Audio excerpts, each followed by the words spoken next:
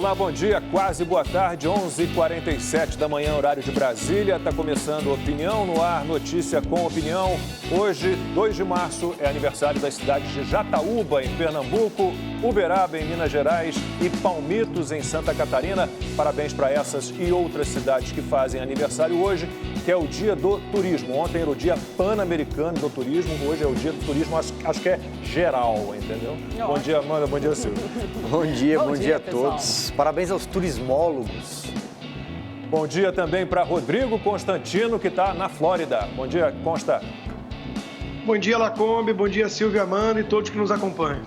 E você pode acompanhar a Opinião no Ar também pelo YouTube, pelas redes sociais da Rede TV, Twitter, Facebook e Instagram. @Opinião Rede TV é o nosso Twitter e o nosso Instagram. A gente espera a sua participação. Use sempre a hashtag Opinião no Ar. E vamos à pauta de hoje. O projeto de regularização fundiária de regiões florestais, de autorização para mineração em terras indígenas, o combate ao desmatamento e às queimadas ilegais, os recursos estrangeiros para a preservação do meio ambiente no Brasil. Sobre tudo isso, a gente vai conversar aqui no estúdio com o ministro do Meio Ambiente, Ricardo Salles. Ministro, muitíssimo obrigado pela presença. Bom dia. Bom dia, Lacombe. Um prazer estar com vocês aqui. E vamos à redação do Rede TV News. O presidente Jair Bolsonaro vetou o prazo de 5 dias para a Anvisa autorizar o uso emergencial de vacinas contra a Covid-19. Quem tem as informações é o repórter Giovanni César. Bom dia, Giovanni. Bom dia, Lacombe. Bom dia a todos. Esse prazo de 5 dias para a Anvisa autorizar o uso emergencial de vacinas foi incluído pela Câmara dos Deputados na medida provisória que autoriza o governo a participar do consórcio COVAX Facility para a compra de vacinas. A diretoria da Agência de Vigilância Sanitária solicitou que o trecho da medida fosse vetado porque considera o prazo irreal. Agora, o Congresso pode manter ou derrubar o veto do presidente. Pela MP, sancionada pelo presidente, o governo está autorizado a participar do consórcio, que pode garantir mais de 10 milhões de doses de vacina durante o primeiro semestre. O governo federal decidiu zerar o PIS e o COFINS do diesel e do gás de cozinha. No caso do diesel, a medida vale entre março e abril. Para o gás, a isenção dos impostos federais é permanente para o botijão de uso doméstico de 13 quilos. Logo mais, o presidente da Câmara, Arthur Lira, se reúne com os 27 governadores para discutir medidas de combate à pandemia. Lira disse que o Congresso está aberto a sugestões das autoridades estaduais e que toda medida deve respeitar o teto de gastos. É isso, Lacombe. Mais informações no portal redetv.com.br e no Rede TV News, às 7h30 da noite. Um bom dia a todos. Já imaginou ter a chance de ganhar 4 milhões de reais em prêmios? Esse é o valor que a Rede TV já distribuiu em prêmios com o Rede TV Plus. E as chances de ganhar continuam. É o novo Festival de Prêmios Sorte Agora do Rede TV Plus. Se você, por algum motivo, parou de assinar, tá na hora de voltar porque os prêmios do Sorte Agora estão incríveis. Quer saber dos prêmios? Então olha aí. Olá! Olá para você aí de casa. E olha só, as aulas das crianças já voltaram e um computador cairia muito bem neste início de ano, não é mesmo? Na minha casa, por exemplo, eu sei como que é. Os meninos precisam do computador a todo momento. E assim também lá na Carlinha. É isso mesmo, Alê, do mesmo jeitinho. Olha, gente, parece que tudo que meu filho vai fazer precisa de tecnologia. É jogo, é rede social, é aula online, é curso, é estudar, é tudo, gente. E um notebook novinho, nossa, iria salvar, hein? Olha, o notebook que a gente tem lá em casa, gente, ixi, meu filho reclama muito que trava o tempo inteiro. Eu sei como que é, Carlinha. Para o pessoal de casa, esse problema pode acabar hoje. Sabe por quê? Porque aqui no Festival de Prêmios Sorte Agora vai sair um notebook novinho no programa A Tarde é Sua. E olha só, você ainda pode estacionar uma Mercedes na sua garagem. É isso mesmo, meu amigo. Você já pensou? Olha que maravilha, hein? Eu iria ficar ficar a cara da riqueza, hein, numa dessa, gente. É só colocar os óculos escuros, ó, fazer a pose, tirar uma foto e ir pra rede social. Já pensou? Ô, beleza. Não perde a oportunidade, hein? Ela está batendo a sua porta. E a chance de você mudar de vida gastando só 75 centavos por dia. O Festival de Prêmios Sorte Agora veio com tudo. Assine agora mesmo, meu amigo, minha amiga. Um grande beijo. Beijo, até Tchau, mais. tchau. Tchau.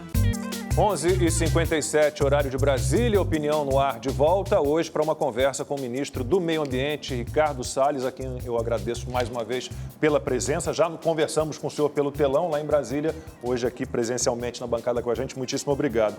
Ministro, vários assuntos aqui para a gente tratar. A gente tem novo presidente da Câmara, novo presidente do Senado e temos alguns projetos importantes ligados à sua área no Congresso. Então, regularização fundiária, né, de áreas florestais. Por que isso é tão importante? Tem gente que acha que é o fim da picada você regularizar quem está ali na floresta amazônica, por exemplo. Mas para a preservação do meio ambiente, isso é importante. Passa esse projeto? Olha, é um projeto que está mais, formalmente, ele é ligado mais ao Ministério da Agricultura, né, ao INCRA. Quem faz regularização fundiária é o INCRA. Mas para a questão ambiental ele é fundamental, ele é um requisito, eu diria talvez o principal requisito para você ter o cuidado com a floresta amazônica, é você ter o ordenamento territorial, é saber quem é o responsável por cada um daquele pedaço de terra. Nome, RG, CPF, endereço. Na hora que você souber isso, o grau de responsabilização é muito maior. E eu entendo que não foi bom para o Brasil ter rotulado a medida provisória 910, que caducou, de MP da grilagem, não foi uma discussão positiva. Por quê? Porque esse é um assunto que precisa avançar. Todos os países ricos do mundo têm segurança jurídica com diz respeito ao seu território e a Amazônia não é uma exceção. Qual é a forma que vai fazer a regularização fundiária? O Congresso decidirá. Amanda. Ministro, o senhor teve recentemente com o embaixador americano Todd Chapman, né? Sinalizou a intenção de trabalhar junto com o novo governo americano, que mudou completamente, colocou a política ambiental como centro até de uma política mais ampla de segurança nacional, que é o governo de Joe Biden. O senhor também teve encontros com outros integrantes do governo americano para discutir Acordo de Paris, desmatamento da Amazônia e outros assuntos, e também com o embaixador da União Europeia no Brasil, que é o Inácio Ibáñez. Isso é sinal de que a política ambiental, ou mais especificamente a política para a Amazônia, pode sofrer mudanças nesse novo contexto de governo na América e muita pressão internacional sobre a questão ambiental no Brasil?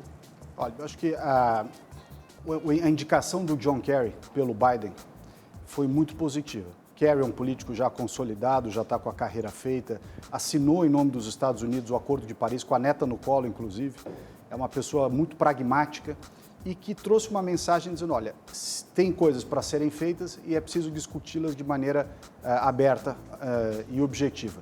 Eu acho que esta é uma postura que estava faltando na questão ambiental internacional, incluída aí não só o tema Amazônia, mas principalmente toda essa discussão de mudança climática, Acordo de Paris, compensações financeiras e tudo mais. Quer dizer, a mudança de postura e a entrada dos Estados Unidos, enfim, tudo isso traz uma oportunidade para que o Brasil, assim como outros países do mundo, possa cumprir uma série de ações. Lembrando sempre que o Brasil, aliás, isso é dito entre o próprio Kerry e o Al Gore, numa entrevista que eles fizeram recentemente, lembrando ao mundo que o Brasil corresponde, dos 100% de emissões de gás de efeito estufa no mundo, o Brasil é só 3%, e que Estados Unidos é 15%, Europa entre 11 e 14, a China 30 e a Índia 7. Ou seja, nós somos 3, eles juntos são mais do que 60. Então, nós temos a nossa participação, a nossa contribuição sempre proporcional às nossas emissões. Ministro, a sua área, o meio ambiente, é uma pauta, é uma área ali de pautas recorrentes de muitos interesseiros, né? São desde organizações não governamentais que têm interesse em dinheiro do governo, evidentemente que tem gente séria também, não estou aqui generalizando, até políticos aqui de dentro do Brasil, como também lá fora. Mas nesse mundo das ONGs, o que foi possível depurar já? Entender quem é sério e quem realmente está pressionando o governo permanentemente em busca de dinheiro. Silvio, é importante você tocar nisso aí pelo seguinte, como em todos os segmentos, Qualquer profissão, condomínio, bairro, clube, qualquer lugar que você for, tem gente boa, tem gente ruim, tem gente com quem você se dá bem, tem gente que você não se dá bem. Isso é da natureza do ser humano, do processo, etc. O que a gente percebe ao longo desses 2 anos de governo Bolsonaro com relação ao terceiro setor? Aqueles que são sérios, que têm bons projetos, boas ideias, ainda que discordem do governo, continuaram tocando a sua pauta. E essas pessoas têm legitimidade para fazer, porque se você quiser dar dinheiro para uma entidade, para uma determinada causa, é direito seu. Escolher a causa que você mais gosta e tratá-la da melhor forma que você, claro, de acordo com a lei, mas da melhor forma que você entende cabível. Há uma diferença quando esta postura, ela pressupõe dinheiro do governo. Então, quando você fala assim, olha, eu sou não governamental, mas para eu fazer o que eu quero o dinheiro do governo. Aí é diferente. Porque enquanto não tem dinheiro do governo, doação privada de empresa, pessoa física, crowdfunding, etc., e tendo dentro da lei, absolutamente, cada um tem as suas pautas, é natural. Quando envolve governo, aí a perspectiva de governo tem que estar presente. E foi isso que aconteceu ao longo desses 2 anos.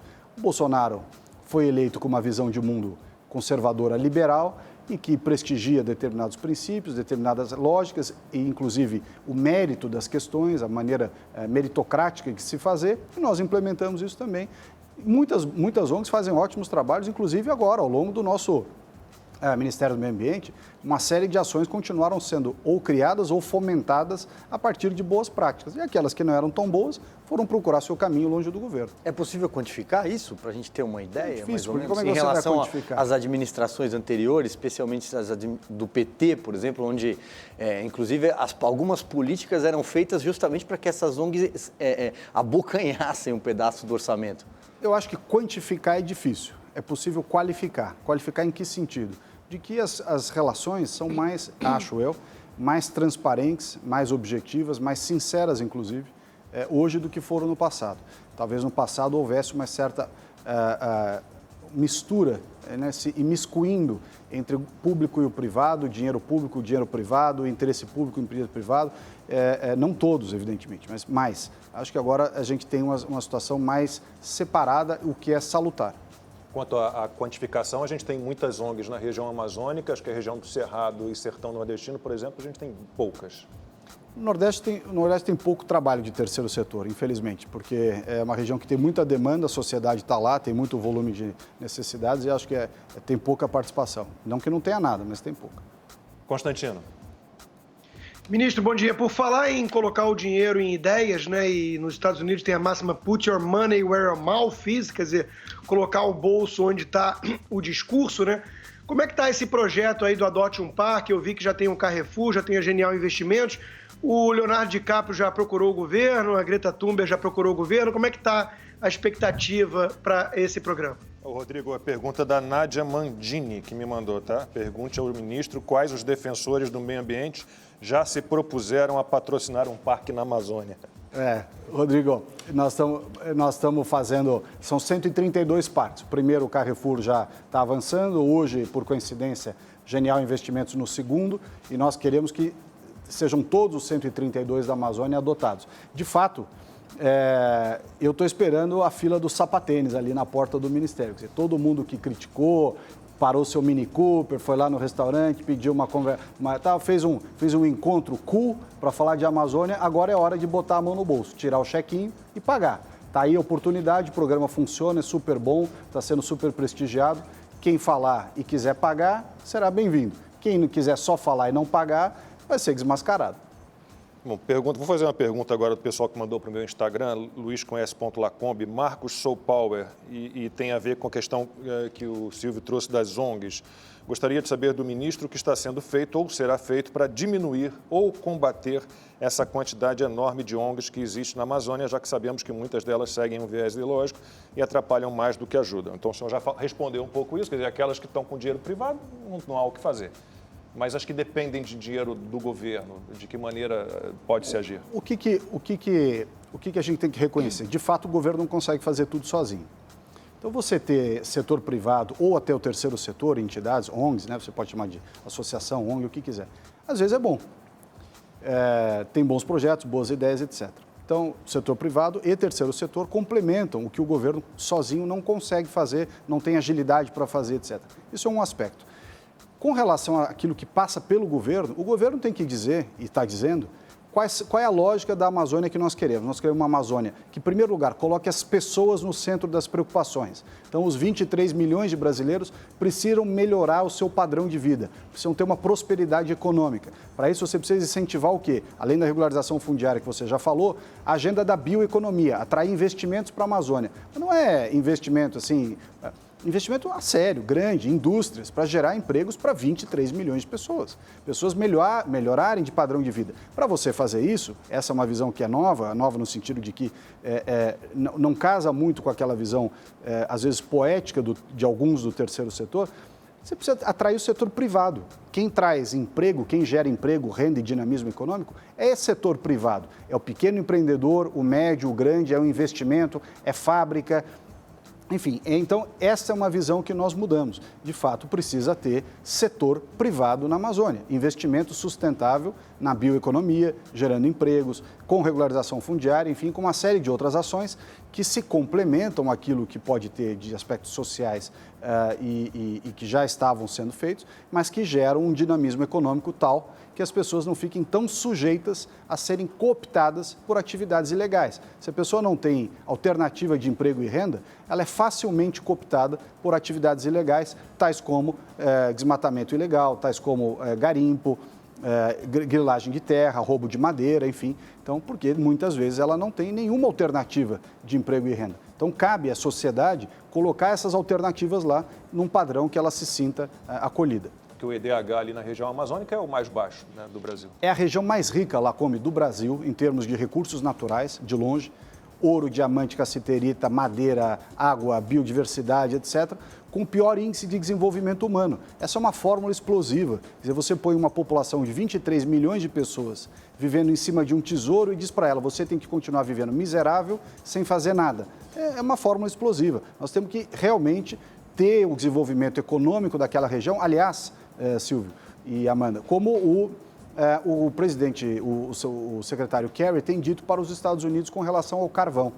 Como é que os Estados Unidos, que é um país que agora se compromete com a mudança energética, a transição energética, e por isso vai deixar de lado tudo que é carvão, o que ele faz com aquelas pessoas que vivem nos estados e nas regiões onde o carvão é a fonte de renda, as carvoarias? Então você tem que virar nessas regiões e dizer o seguinte, o projeto para que essas pessoas tenham ocupação, tenham renda, tenham uma qualidade de vida tal, que elas possam largar a indústria do carvão e ainda assim continuar vivendo bem, não é diferente do que do nosso desafio sobre esse aspecto econômico com a Amazônia. Qual é o nosso desafio com a Amazônia? É dar a essas pessoas a qualidade de vida que elas precisam.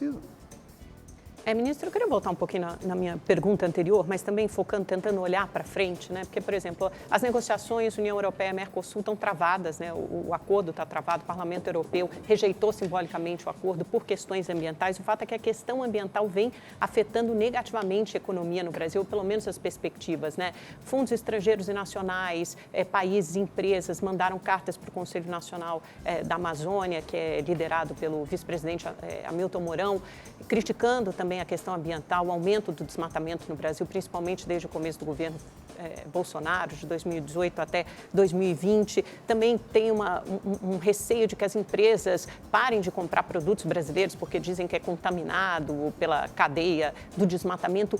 E o Inácio Banhes, que é o embaixador da União Europeia no Brasil, já disse enfaticamente que é preciso adotar medidas políticas públicas práticas para conter o desmatamento. Então, eu volto. O que de concreto vai ser feito nesse ano 2021 para dar uma sinalização positiva para os países, para as empresas, para destravar as negociações da União Europeia-Mercosul no sentido do meio ambiente, para conter o desmatamento? Vamos lá.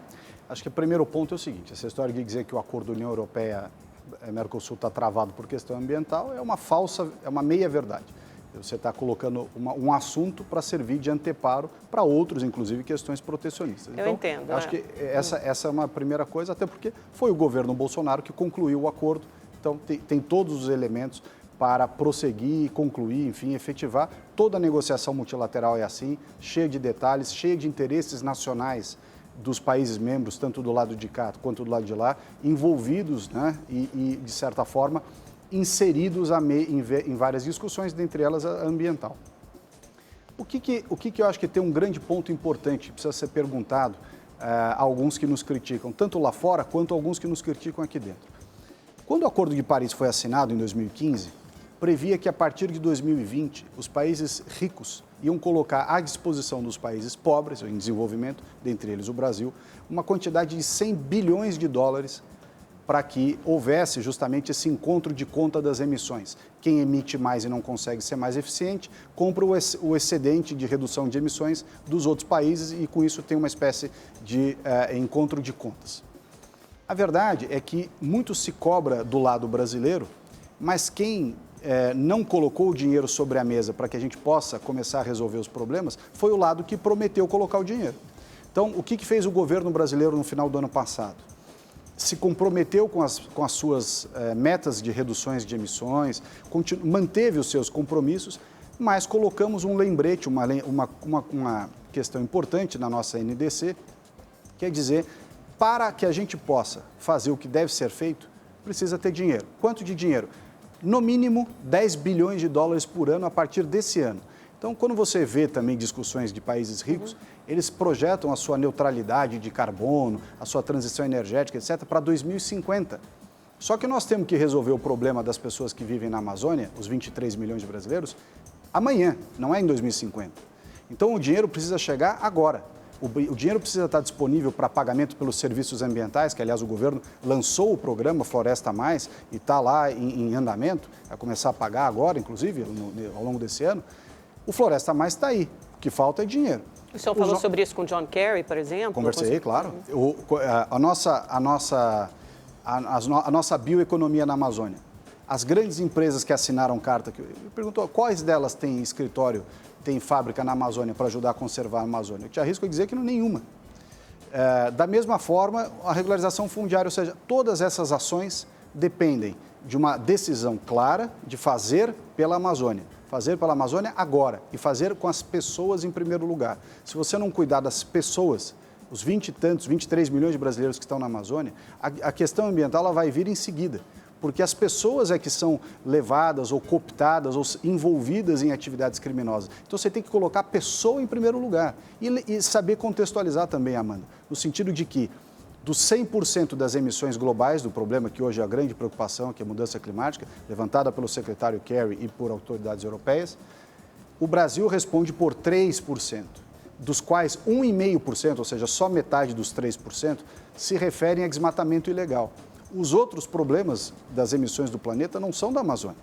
Quem emitiu gases de efeito estufa na camada atmosférica por 200 anos foram os países que fizeram a Revolução Industrial. Os gases de efeito estufa que estão acumulados no planeta são porque eles fizeram a Revolução Industrial. Os nossos índios estavam aqui, sem indústria nenhuma.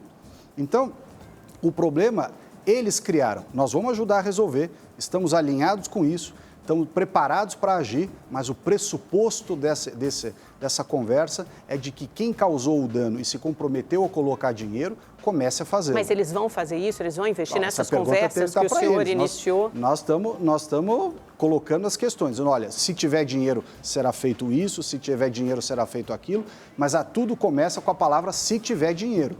Na base só do gogó não vai ser. Ministro, tem uma herança ainda dos governos do PT, que, salvo engano, de 2007, acho que a Marina Silva era ministra, que é o ICMBio, Instituto Chico Mendes, que está ali debaixo do guarda-chuva do Ministério do Meio Ambiente. E, recentemente, o senhor instituiu um grupo de trabalho para tentar analisar se valeria a pena uma fusão, por exemplo, do ICMBio com o IBAMA. Muita gente não entende, inclusive, se não há um choque de competências entre eles. O ICMBio, cheguei a ler notícias, tem carros largados, um tanto quanto sucateado. Haverá essa fusão? E também queria que o senhor explicasse um pouco qual é a diferença, porque muita gente não entende direito aonde termina a competência de um e começa a do outro. O IBAMA era o órgão ambiental federal. Em 2007, a Marina Silva criou o ICMBio, que basicamente sai de dentro do IBAMA para ser um órgão dedicado às unidades de conservação. O Brasil tem 334 unidades de conservações federais pelo país inteiro. Então, o ICMBio virou uma entidade, um órgão público, saído de dentro do IBAMA, com o fito de tomar conta das unidades de conservação, do Sistema Nacional de Unidades de Conservação. Acontece que administrar é sempre você alocar bem o recurso público, dar maior eficiência e gerar o melhor resultado para a sociedade e para o meio ambiente, no caso específico do Ministério do Meio Ambiente, com o melhor uso daquilo que você tem. Então, o que se percebeu ao longo desses anos? Que há uma queda em todos esses anos, todos de lá para cá, não tem nada a ver com o Bolsonaro, etc. Há uma queda grande do volume de recursos orçamentários, é um problema de falta de funcionários, renovação, ausência de concurso público, há uma questão de planejamento orçamentário, estratégico, estrutural, etc. Essas questões, a pergunta que o grupo de trabalho tem que responder é: essas questões serão melhor respondidas com um órgão mais enxuto e com, portanto, maior otimização dos seus recursos, sem prejuízo ou com algum prejuízo, que prejuízo é esse, das atividades fins. Você pode chegar à conclusão, eventualmente, o grupo não concluiu ainda a sua análise, aliás, foi prorrogado por igual período, de que as vantagens administrativas superam, eventualmente, alguma perda técnica. Ou, ao contrário, além de ter vantagem administrativa, você tem ganhos técnicos. Ou, eventualmente, não. O grupo pode chegar à conclusão de que não vale a pena você ter o esforço de unificar, deixa como está e tenta consertar de outro jeito. É o grupo de trabalho, depois de encerrado, ao longo dos seus estudos, que vai dizer qual é o fundamento que nós temos para concluir isso. O que é importante de uma maneira geral? Nós temos em toda a política pública um respeito muito grande à eficiência e ao dinheiro do contribuinte. Quer dizer, custa caro para o brasileiro, de todas as regiões do país e de todas as atividades econômicas, pagar o seu imposto, que é gasto nas atividades estatais, tanto municipais, estaduais quanto federais. Então, é obrigação do poder público estar sempre revisitando as suas estruturas para ver se você faz mais com o dinheiro do contribuinte sem onerá-lo mais. Rodrigo Constantino. Ministro, esses dias aí tivemos o lançamento do primeiro satélite, né, brasileiro pela Índia, o Amazônia 1, e vai ser utilizado pelo INPE, né, para monitorar. Eu queria entender melhor a importância disso para o país. Bom, Rodrigo, eles lançaram o satélite já está em funcionamento, o INPE participou e os técnicos do Ministério da Ciência e Tecnologia. Para nós, ter mais informações de monitoramento é importante, porque a Amazônia é uma região grande, equivale a toda a comunidade europeia. Você ter dados, você tem na Amazônia tanto as imagens de satélite sob o ponto de vista óptico, mas quando a Amazônia está encoberta de nuvens, você não vê.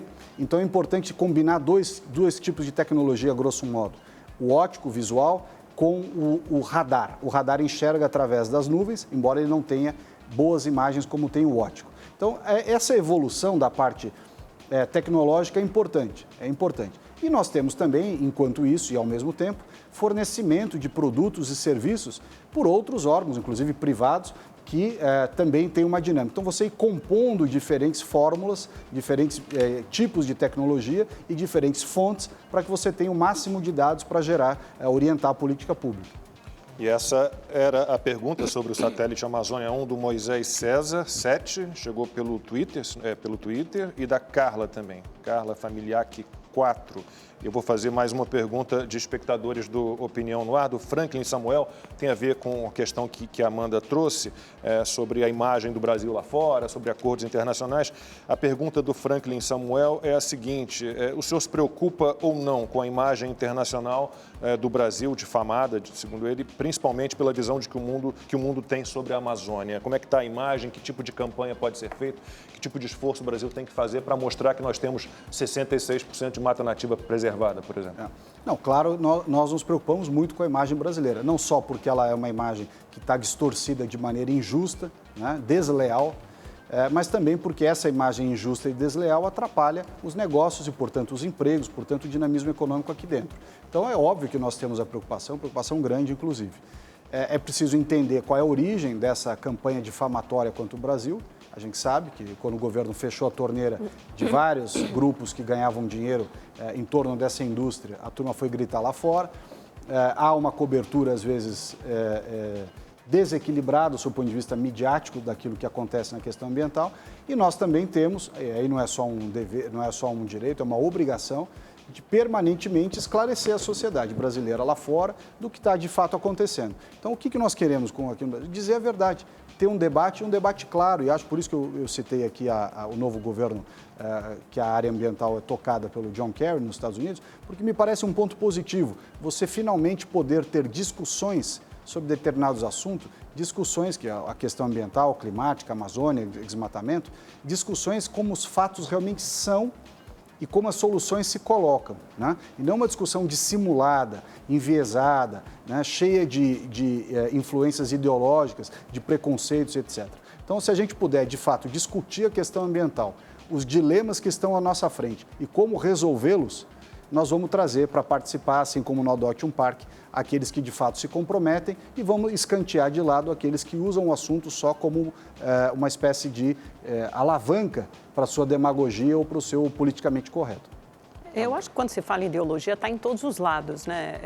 Eu acho que no lado de quem critica, vocês podem acusar de ideológico, mas no lado de quem defende, do governo também pode se acusar de ideologia, né? Por exemplo, os órgãos, o senhor estava falando sobre órgãos de fiscalização, o senhor fez a pergunta, IBAMA, ICMBio, os ambientalistas dizem que houve um verdadeiro desmonte na sua gestão, né? Que 21 dos 27 superintendentes do IBAMA foram exonerados, né? Houve uma redução no ano passado. Exonerados não. Você assume um ministério, você é ministra, você é obrigado a trabalhar com 27 ministros ou superintendentes do governo do PT? É meu direito trocar o superintendente, isso não é esvaziamento nenhum. É lógico que é seu direito, mas a questão, eu acho que é sobre quem ocupou esses cargos, né? Porque, por exemplo, houve muitos militares que ocuparam esses cargos. Qual o problema de ser militares? Policiais militares. Por que o preconceito contra os militares? Não existe preconceito nenhum. Claro que só a própria narrativa... Existe, não é narrativa. A própria narrativa é preconceituosa contra os militares. Se você tem servidores de carreira, técnicos, que trabalhavam nesses órgãos, de repente eles são substituídos por pessoas menos qualificadas no sentido de entenderem menos sobre meio ambiente, de terem menos experiência. Policiais militares entendem tanto Polícia quanto Militar servidores Ambiental técnicos. do Estado de São Paulo é extremamente qualificada. Extremamente qualificada. Isso é preconceito. Mas dizer o seguinte, milico é burro e funcionário de carreira é qualificado. É ridículo. Eu acho que tem militares qualificadíssimos. Não se trata disso, ministro. A pergunta é por que colocar em todos esses órgãos para gerir IBAMA e ICMBio só militares ou só policiais militares? Não sou só eu que digo. Agora, um militar que acabou de sair do IBAMA fez duras críticas à sua gestão. Deixa eu lhe dizer uma coisa. Grosso. A maioria das pessoas que criticam, se você perguntar, você quer ir trabalhar com aquele órgão, abrir mão da sua vida em São Paulo, no Rio de Janeiro, abrir mão da sua família, abrir mão da sua casa e se sacrificar em prol do país, morando em Brasília, ou morando no Pará, ou morando não sei aonde, a pessoa fala, não vou. Então, os que criticam não largam a boquinha, não largam o Leblon, os Jardins, o Itaim, a Vila Madalena, para ir trabalhar lá em Brasília. Primeira coisa. Segundo, essas mesmas pessoas que criticam, quando eu pergunto qual é o problema do policial militar ambiental, polícia militar ambiental, uma vida inteira dedicada ao combate à criminalidade na área ambiental. Não, é milico. Então, há um preconceito contra o policial militar como se o fato do sujeito ser policial o desqualificasse. Então, essa é a segunda coisa. Mas o fato de ser um servidor técnico desqualifica também? Não, claro que não. Mas o servidor técnico está lá na função dele. Os cargos que você está citando são cargos de confiança. Os 27 superintendentes estaduais do IBAMA são cargos de confiança. Portanto, quem tem que confiar naquele que é apontado? Sou eu. Se fosse para ser da confiança do PT, era na época que o Haddad era candidato. No governo do Bolsonaro, quem escolhe as pessoas de confiança são as pessoas que são ministros do Bolsonaro. Então, eu escolho as pessoas para quem eu tenho confiança. Todo o resto, o quadro técnico dos órgãos, foram mantidos. Não há uma demissão. Aliás, é impossível se você demitir um funcionário de carreira. Então, só uma pessoa que não conhece o setor público para dizer que houve desmonte. Desmonte do quê? A pessoa é concursada. Ela não pode ser demitida, nem que eu quisesse. Então, essa é uma questão que precisa contextualizar bem a pergunta, porque senão a resposta já sai viciada. Não, eu quero ouvir o senhor. A única questão que eu faço é o seguinte, é óbvio que esses superintendentes é que dão as diretrizes e houve uma redução nas multas aplicadas, isso é um fato. Mas não teve pandemia? 70%, a pandemia é só para criticar o Bolsonaro? Mas o desmatamento aumentou. O desmatamento aumentou não parece incoerente 2012. haver uma diminuição das multas no momento em que há um aumento do desmatamento? O desmatamento está aumentando desde que ano? Desde 2012, mas aumentou com mais velocidade em 2018 mais porque o Bolsonaro foi eleito. Mas ele foi eleito, aumentou em 2012. Então, vamos contextualizar bem. Desmatamento vem aumentando desde 2012. Essa é a posição verdade. correta. Então não é dizer que aumentou como que eu entrei, o desmatamento aumentou. Não, o desmatamento aumentou desde 2012. Essa é a verdade. É verdade. Muito bem. Segundo ponto que é importante reconhecer. Houve a Covid para todo mundo. Todos os setores da economia tiveram que parar de trabalhar. O único setor que, apesar de parar de trabalhar igual, porque são pessoas iguais, teve diminuição, etc., que é o IBAMA, a ele foi obrigado a manter o volume de multa. Quer dizer, você é obrigado a parar de trabalhar, mas te cobram porque você está entregando menos multa. Quer dizer, veja a incoerência. Então, todos os setores diminuíram a sua intensidade de trabalho, inclusive os setores de fiscalização ambiental, e a consequência prática disso é que o volume de multas cai. Então, isso vai ser retomado esse ano, assim então, que logo, melhorar a situação. Não acabou ainda, até onde eu sei, não acabou ainda a pandemia. Várias as pessoas que estão naquela faixa de idade ou têm problemas de saúde estão afastadas com respaldo legal. Então, essa é a situação atual. Não adianta desenhar um quadro que ele por isso que eu digo que ele é ideologicamente narrativo, mas ele não se sustenta nos fatos. Os fatos são esses. Então, eu acho que se há uma área onde pensar fora da caixa, ministro, é absolutamente proibido, é a área do meio ambiente. Ou você pensa dentro da caixa, né? Ó, não põe a mão na minha Amazônia, pelo amor de Deus, não importa se eu estou no Leblon ou em alguns bairros nobres de São Paulo, como o senhor citou aqui. Isso aí, aliás, já virou, inclusive, memes na época em que o senhor estava sob fogo cruzado, né, já no começo do governo, e quando vieram fumaça da Bolívia, dizendo que estavam queimando a Amazônia brasileira e por aí vai. Mas essa patrulha ambientalista, e é claro, sempre gosto de fazer um parênteses aqui que não estou generalizando, mas é uma grande maioria, demoniza o agronegócio, demoniza projetos de infraestrutura que aparentemente estavam correndo aí a todo vapor no âmbito da pasta do ministro Tarcísio, por exemplo, de infraestrutura.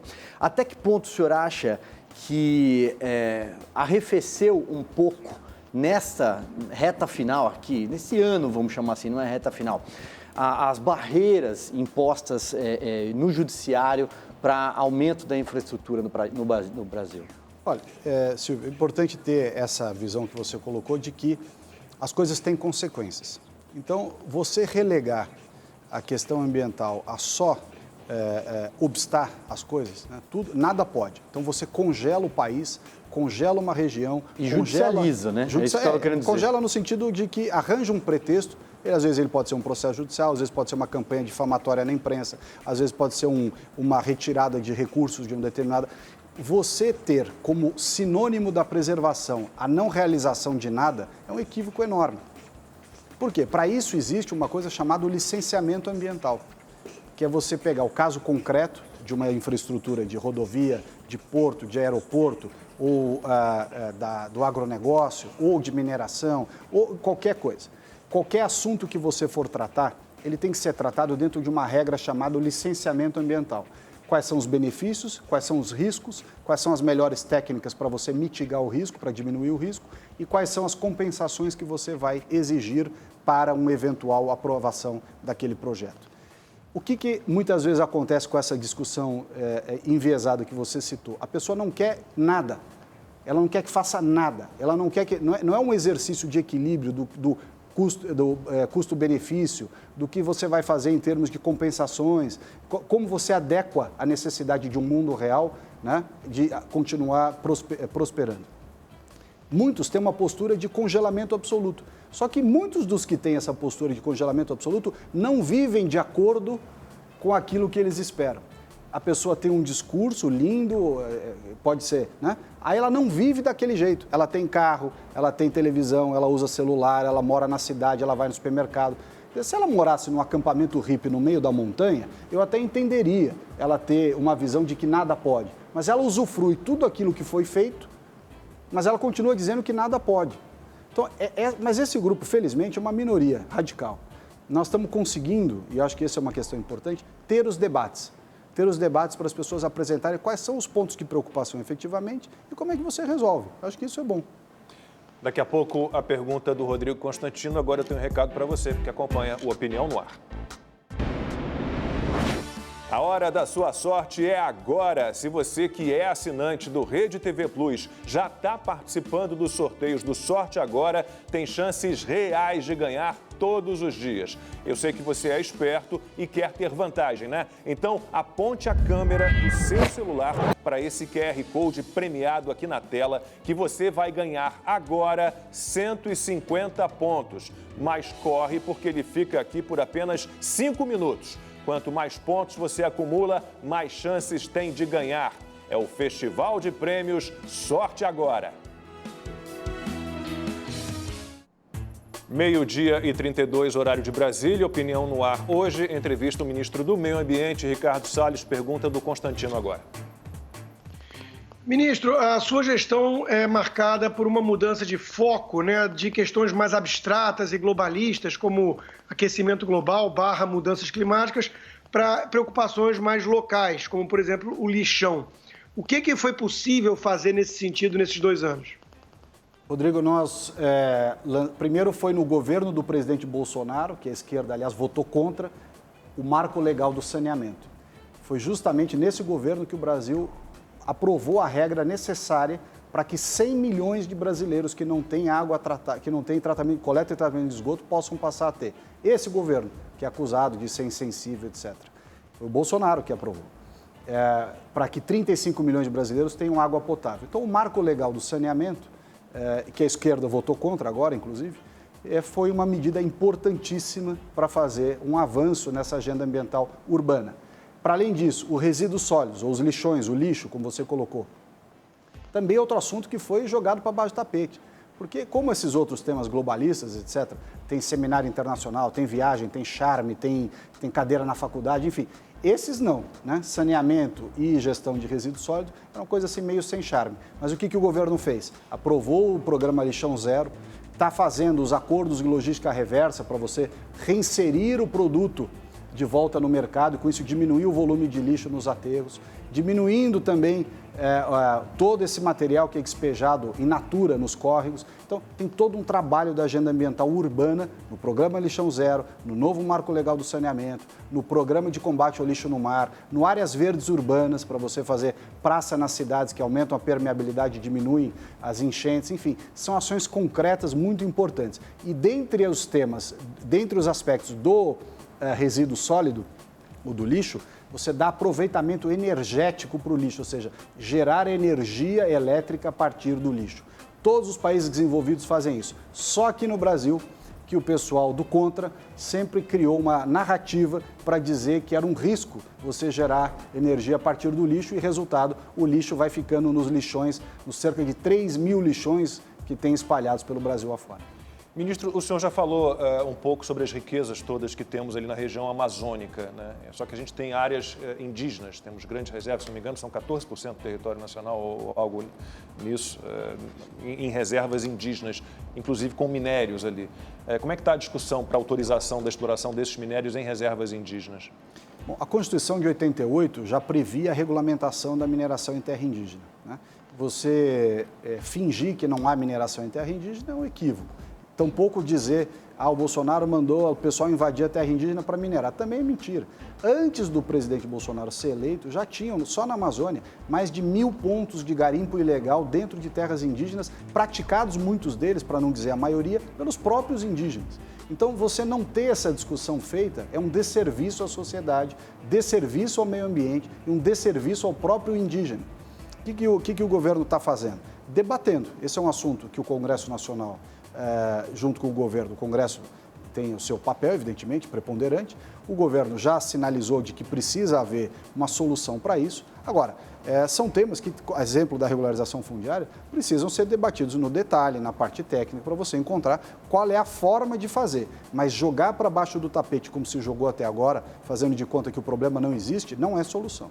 Na sua visão, qual é a forma de fazer, ministro? Porque também aí é o outro lado de muitas pessoas que criticam e que mostram que quando há essa invasão que o senhor citou de garimpos nas terras indígenas, leva-se também doenças, prostituição, exploração de trabalho, quer dizer, há uma série de outros problemas sociais, culturais, que vêm junto, né, com esse garimpo. Por isso é um assunto tão sensível, o senhor está correto, existe na Constituição, mas o garimpo não precisa ser, aliás, não deve ser, essa imagem da barbárie que você relatou agora, porque essa é uma imagem realmente da barbárie. E essa não pode prevalecer, não deve existir, não devia nem ter lugar. Eu costumo olhar para uma orientação de que é a minha orientação pró-mercado sempre. Qual é a área de floresta nacional, né? Uma categoria dentro das unidades de conservação? Qual é a área de floresta nacional mais bem conservada do estado do Pará? É a que pertence à Vale, a Carajás.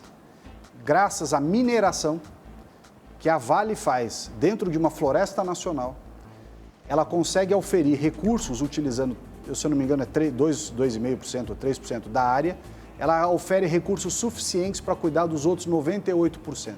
Resultado, esses 98% são a área mais bem preservada graças ao resultado líquido positivo que uma operação bem estruturada faz.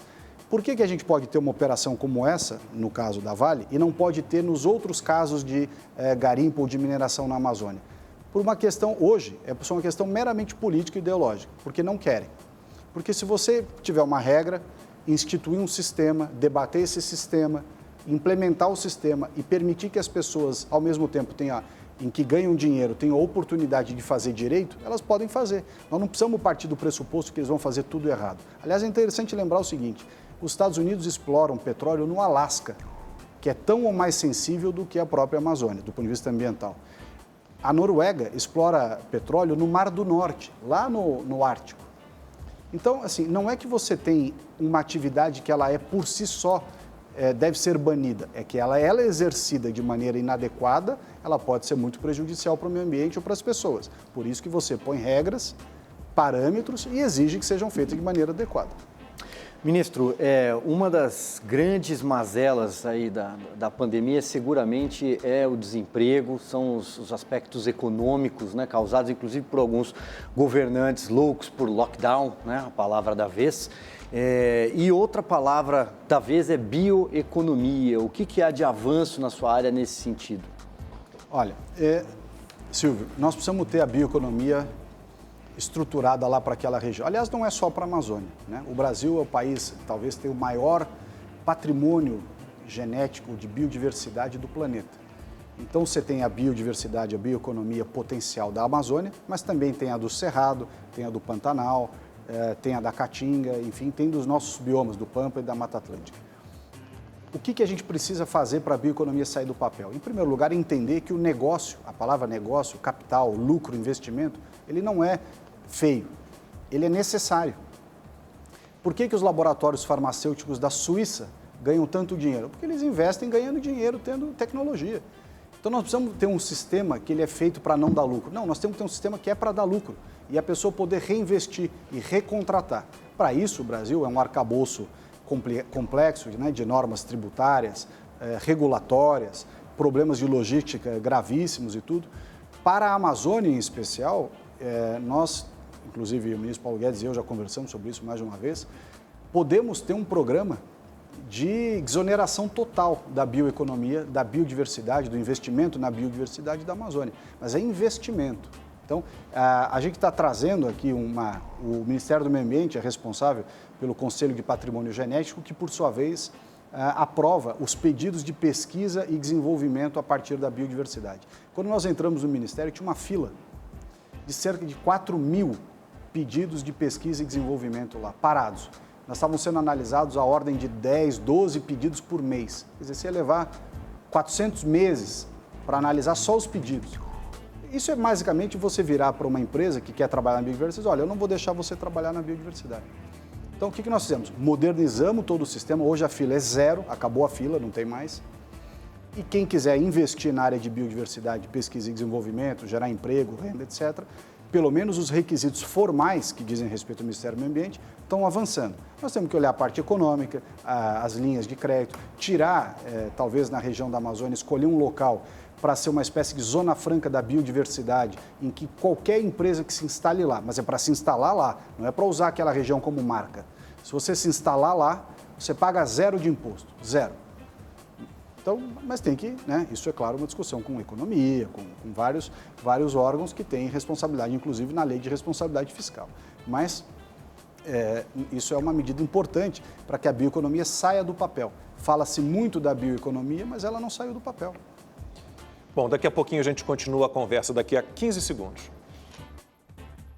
Esse ainda vira rei no final, acredita? Você prevê o futuro ou tá me dando spoiler? Não, meu amor, é que eu fui numa cartomante que me falou o futuro da série. A cartomante. Com Sky, a gente se diverte junto, mesmo separado. Recargas a partir de R$14,90. Ligue 0800 940 2362. Constantino, a palavra é sua. Ministro, hoje o senhor está ministro do Meio Ambiente, mas eu lhe conheço de longa data, o conheço e sei que você milita aí na causa do Endireita Brasil muito antes. Então, me perdoe por tirá-lo da zona de conforto do seu ministério e fazer uma pergunta sobre a minha área, a economia. O que você está enxergando em relação a essa aproximação, por exemplo, de certos grupos, da Fiesp, por exemplo, na figura do Paulo Scaff, muito próximo de Benjamin Steinbrück, que é associado à visão desenvolvimentista. O que você está achando da aproximação dessa turma ao próprio governo? Rodrigo, eu, como você, sou um liberal. Entendo que o Estado tem que ser o menor possível, cobrar o mínimo possível e deixar a sociedade resolver através de mecanismos de mercado, claro, com uma boa regulação. O que a gente enxerga na história do Brasil, né, ao longo de décadas? Toda vez que você tenta resolver um problema estrutural, conjuntural, com medidas exógenas, governamentais, você, às vezes, causa um agravamento no problema. Por outro lado, o Brasil também tem certas mazelas de mercado e sociais que outros países que funcionam no mercado perfeitamente já não têm. Então, não dá para ter uma visão também, eu brinco, nossos amigos aí da área liberal, né? O Brasil não é um grande laboratório do Instituto von Mises. Nós temos que saber adaptar também as nossas visões do mundo liberal às realidades, as diferenças regionais, as diferenças políticas, né? Mas sempre tendo o norte, na minha visão, e a mesma que a sua, e também do Paulo Guedes, tendo um norte na visão liberal, nos ensinamentos lá do Roberto Campos. Então, essa é a minha visão.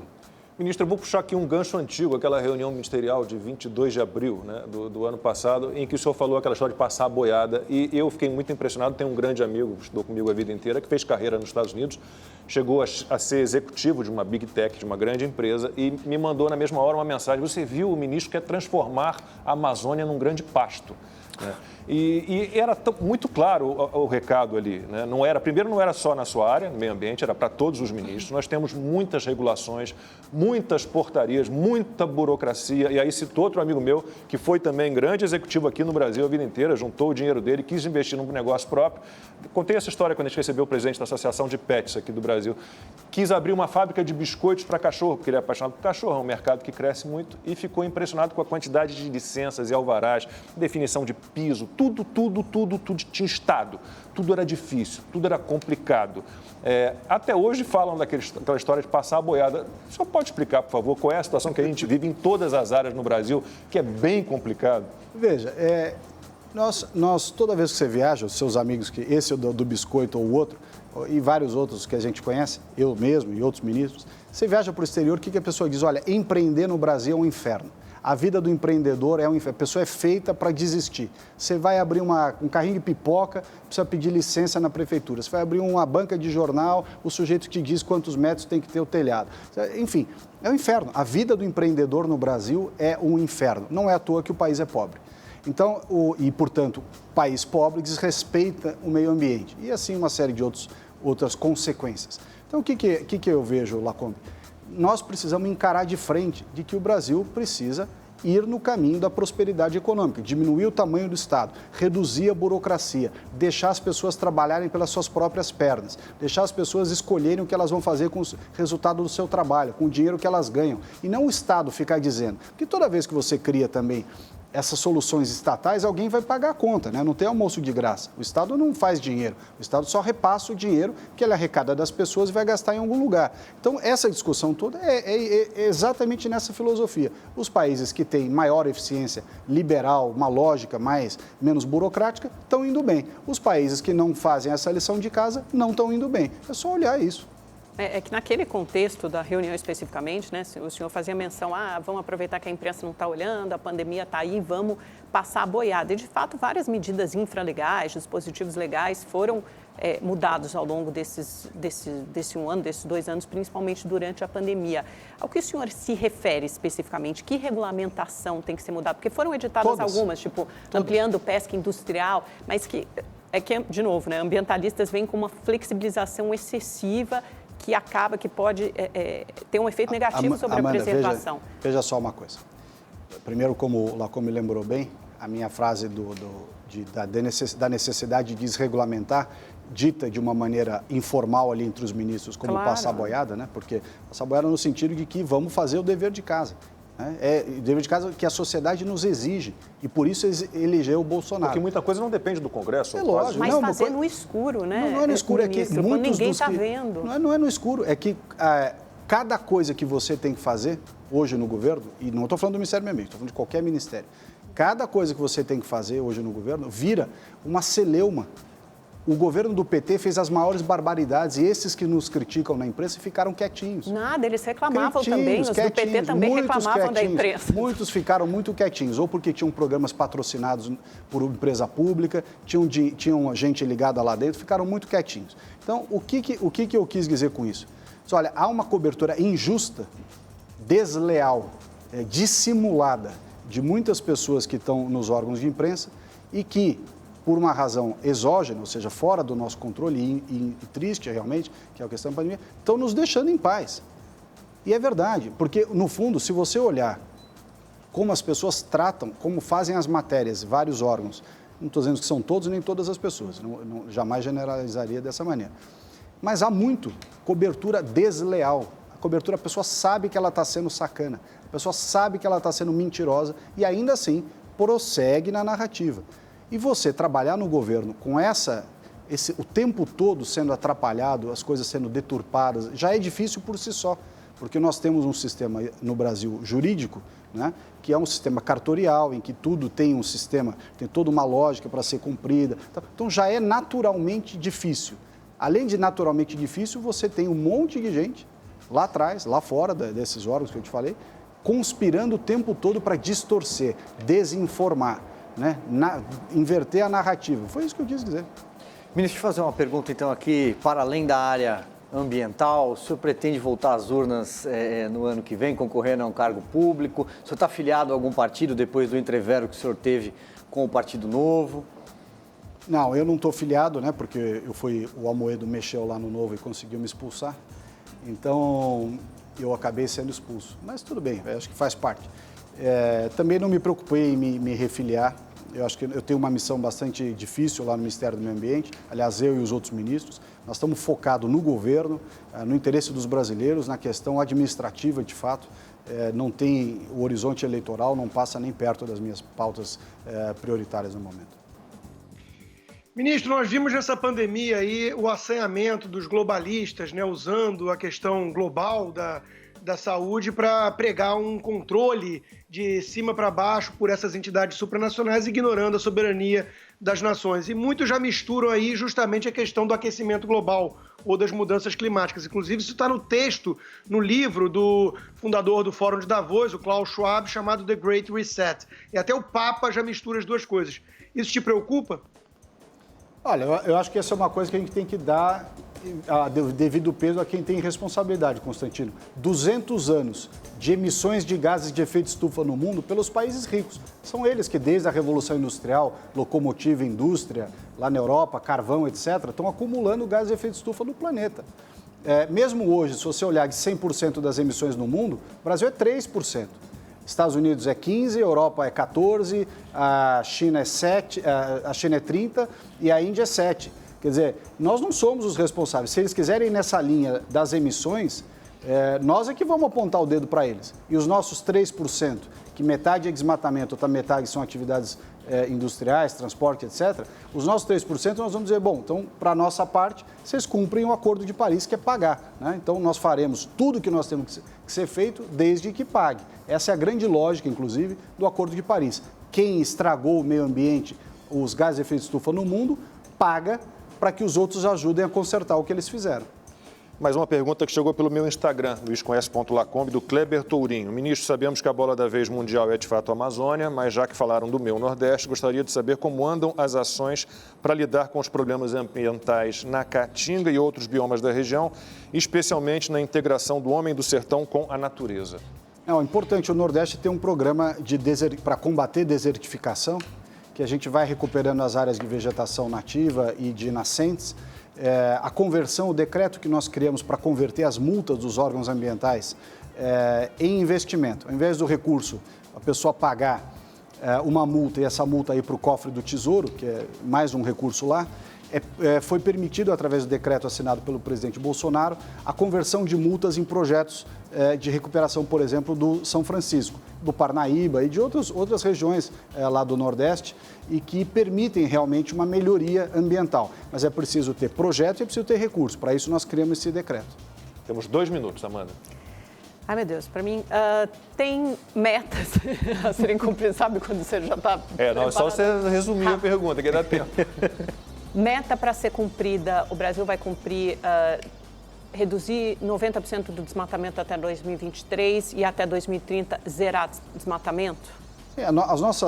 Na verdade, nossas metas são de emissões, né? A questão do desmatamento é uma obrigação que a gente tem porque tem lei. Aqui tem Código Florestal, que nenhum outro país tem igual ao nosso, e nós podemos fazer tudo, aliás, devemos fazer tudo que a lei manda e mais ainda, mas é preciso que tenha recurso. Não é justo, como eu já disse aqui, que outros que sentaram na minha cadeira de ministro do Meio Ambiente fizeram cortesia com o chapéu dos outros. Prometeram coisas em nome dos brasileiros e disseram para os estrangeiros, não precisa pagar. Não, precisa pagar sim. Vocês é que emitiram gás de efeito estufa no planeta, vocês ficaram ricos com a Revolução Industrial, agora é a hora de ajudar o povo brasileiro.